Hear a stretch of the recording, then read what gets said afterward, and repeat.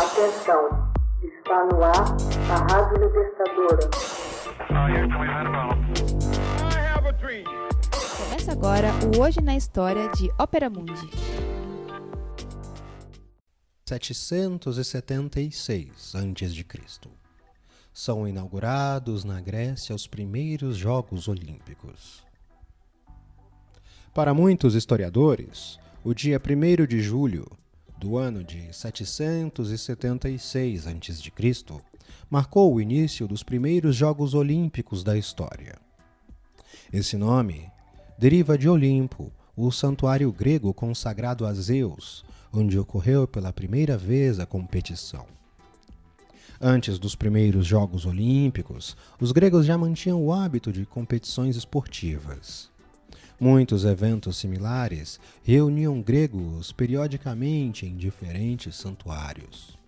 O principal objetivo era resolver os conflitos de forma pacífica, interrompendo-os com uma trégua sagrada capaz de celebrar e honrar a glória de um guerreiro morto em combate. A duração dos jogos variou muito ao longo do tempo. De apenas uma jornada, foram estendidos para 5 ou 7 dias. A organização era confiada a magistrados chamados de helenódices, que velavam pelo respeito às regras e supervisionavam o treinamento dos atletas. O Olimpo estava localizado em uma região de colinas e bosques verdejantes a oeste do Peloponeso, distante de qualquer cidade importante. Ainda hoje, pode-se ver o local das competições. 2 pedras delimitam o comprimento de um estádio. O público se coloca em 2 lados da pista. Esse local era cercado de templos e edifícios utilitários. O mais renomado era o templo consagrado a Zeus, com uma estátua monumental do deus grego, uma das 7 maravilhas do mundo antigo. A escultura era obra de Fídias, que viveu no século V a.C. Os Jogos Olímpicos se renovavam a cada 4 anos. Os gregos tinham o hábito de contar o tempo em Olimpíadas, ou seja, em período de 4 anos. O primeiro dia dos Jogos era dedicado aos sacrifícios religiosos em honra a Zeus, sua esposa Hera e o herói Pelopes, lendário fundador da competição. Terminavam no 7º dia, com a colocação de uma coroa de louro na cabeça dos vencedores. Os atletas que ganhassem 4 vezes seguidas recebiam em sua cidade, após a morte, um culto comparado ao de um semideus. Os jogos podiam acolher até 40.000 espectadores. A assistência era exclusivamente masculina. Uma única mulher, a sacerdotisa do santuário local de Deméter, tinha o direito de assistir às competições. Apenas uma mulher, Caliptera, foi exceção à regra. Era da família de Milão de Croton, que se tornaria 6 vezes vencedor dos Jogos e queria assistir sob disfarce masculino ao desempenho de seu filho. Uma vez que o jovem venceu uma prova, deixou cair sua túnica, tamanha emoção, e revelou seu sexo. Os atletas em todas as competições pan-helênicas eram exclusivamente masculinos. Apresentavam-se às provas nus e untados de óleo. Banhavam-se cuidadosamente antes e depois de cada prova. Sua nécessaire de banho compunha-se de um pequeno frasco de óleo, uma esponja para as abluções e um raspador de bronze para eliminar todo o traço de suor, óleo, pelos e areia. As provas se dividiam em categorias segundo a idade do participante, e eram musical, ginástica e hípica.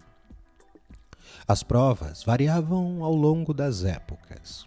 Limitavam-se nos primeiros tempos a uma corrida de velocidade na distância de um estádio, 192 metros.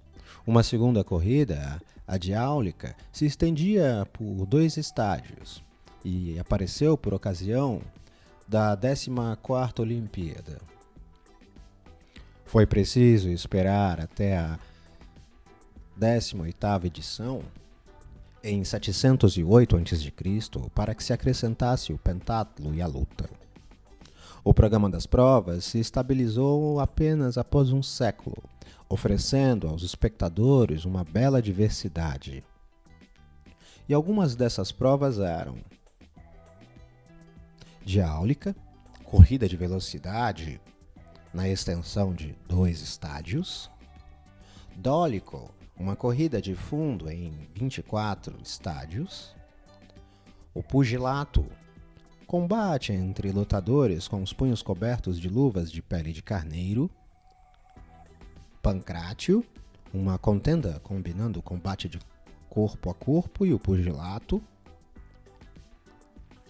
o plitódromo, soldados de infantaria batalhando armados, portando capacete, escudo, couraça, lanças e espadas, pentatlo, salto em distância, lançamento de disco, lançamento de dardo, corrida de velocidade, luta, corrida de carros e montaria, a pírrica, uma dança com armas, lampadetromia, uma corrida com tochas, e um concurso musical, prática à margem dos jogos, que consistia em recitar versos de Homero, acompanhado de uma cítara ou lira.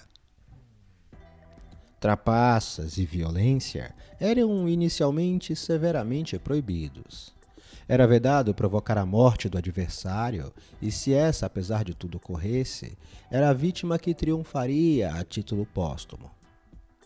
Essas proibições sofreram mais tarde graves distorções, sob influência dos romanos que ocuparam então a Grécia. Os jogos se tornaram verdadeiros combates entre gladiadores, tão violentos quanto espetaculares.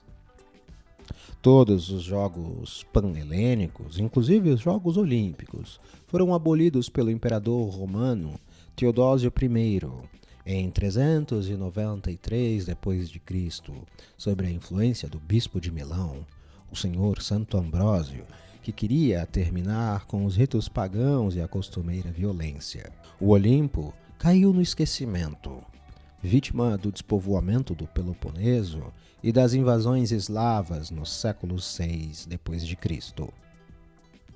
No ano de 1896 da Era Comum, o barão Pierre de Coubertin recupera a tradição olímpica e inaugura em Atenas os primeiros Jogos Olímpicos modernos, com a esperança de contribuírem para a aproximação entre os povos.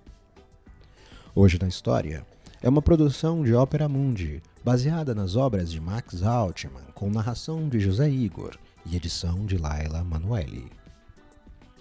Você já fez uma assinatura solidária de Opera Mundi? Fortaleça a imprensa independente. Acesse www.operamundi.com.br/apoio. São muitas opções. Você também pode fazer um Pix usando a chave apoie@operamundi.com.br. Obrigada!